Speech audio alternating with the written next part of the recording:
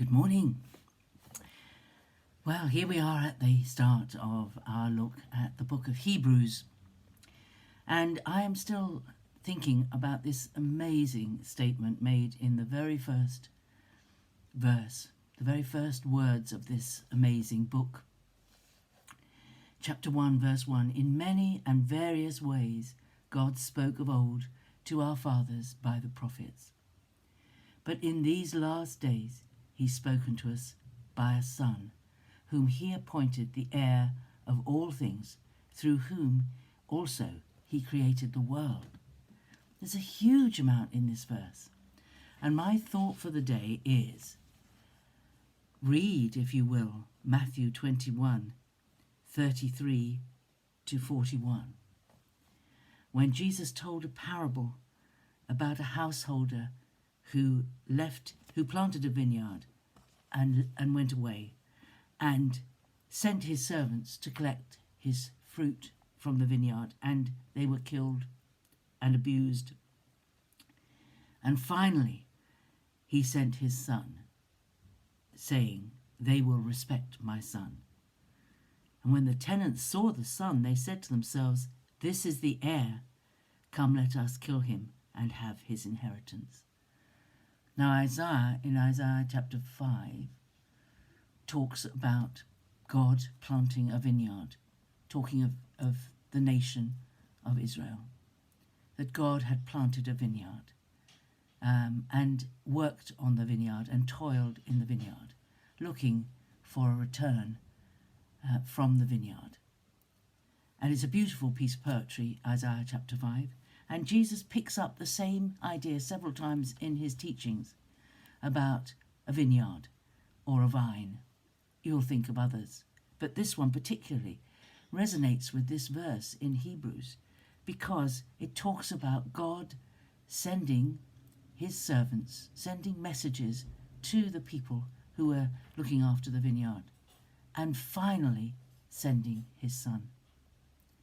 Jesus is God's final word to the world.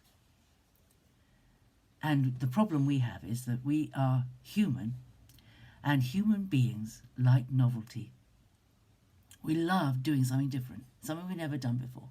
We love the adventure of doing something new. We love the idea that we have found something that nobody else has discovered.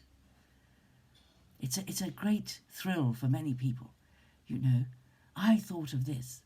I managed to do this. I was only talking to someone yesterday, actually, at my band practice, who said that she had thought of a device to help her sick husband when he was confined to bed. And he suggested it to the carer who came to see him. And the carer pulled out of his briefcase the thing she'd thought of making to help him. And she thought, I thought of that. I thought it was my idea. She said to me, I thought it was my idea, a new thing, a new idea of how to make it easier. And someone had thought of it beforehand. But we do have this idea that we need novelty. And there are many, many people who have been taken astray from the truth of the Bible by adding to the gospel, by adding to the truths. Paul contended with it in his day. In fact, he says, even if an angel comes and tells you something different to what I'm teaching you, don't listen to him. And he says it again in the next verse. I'm saying to you, seriously, listen to me. Even if an angel comes to you and tells you there's a different way to approach God, or there's a different way to get your prayers answered, or there's a different way to deal with things apart from the cross of Jesus, don't listen. Don't be diverted. Because this is a device of the enemy. The enemy, if he cannot stop us following Jesus, he will try to divert us from the right way and bring us into heresy. If Jesus didn't teach it, if Jesus didn't practice it, if Jesus didn't tell his disciples to do a particular thing in order to take his message to the world, we should not do it. We have to be very careful. So many heresies have arisen over the centuries of things that people say God has told them directly, and it doesn't marry up with Scripture. This verse is so important.